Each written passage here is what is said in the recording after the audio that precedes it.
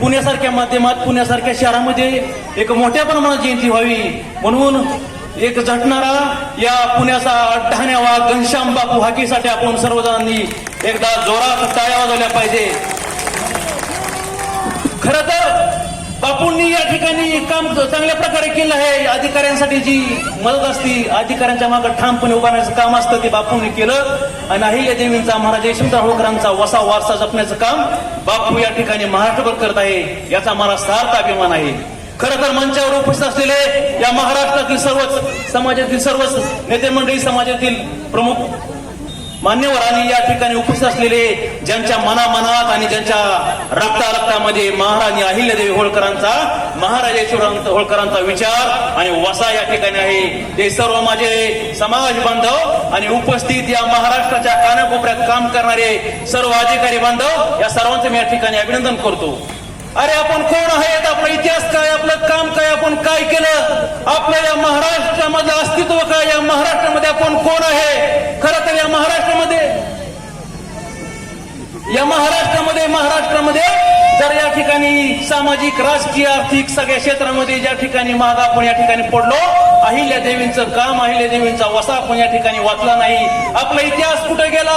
अरे सलग 18ही लढाईत एकदाही पराभूत न होणारा महाराजा यशवंतराव होळकर अटक पासून कटक पर्यंत उभं साम्राज्य उभा केलं, येऊनी सैन्यांना सरासर कापून टाकणारा सुभेदार मल्हारराव होळकर आणि त्यागालाही लाज वाटेल महान त्याग, तुझ्या त्यागानंच जागा झाला आमच्या लेकरांचा स्वाभिमान, अशा जागतिक कीर्तीच्या ज्या मातेनं स्वराज्याचं स्वराज्य निर्माण केलं, 29 वर्ष राज्यकारभार या ठिकाणी केला, त्या तुमच्या आमच्या सर्वांच्या दैवत, तुमच्या आमचं सर्वांचं अस्तित्व, या महाराष्ट्राची शान, पुण्यश्लोक राजमाता अहिल्यादेवी होळकरांपुढं मी मनोजपणे नतमस्तक होतो। खरं तर बोलण्यासाठी वेळ कमी आहे, पण या ठिकाणी आपण आपला इतिहास जागृत करूया, आपल्या आपल्या माणसाला साथ देऊया, या महाराष्ट्रामध्ये आपण आपलं अस्तित्व निर्माण करूया। डॉक्टर बाबासाहेब आंबेडकर म्हणतात, तो समाज इतिहास विसरतो, तो समाज इतिहास निर्माण करू शकत नाही।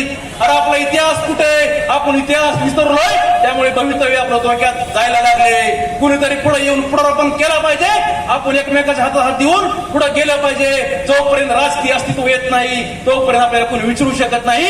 आता दिवस गेले, आता लोकशाही आहे, लोकांनी लोकांसाठी निर्माण केले राज्य आहे, आता लोकसंख्येवरती उमेदवार निवडून येतो, आमदार खासदार, तुमची ज्या वेळेस लोकसंख्या किती आहे, तुमचे प्रतिनिधी किती आहेत, तोपर्यंत तुमचा विकास होत नाही, तुमचा आवाज उठत नाही, तुमचे प्रश्न कोण सोडवू शकत नाही।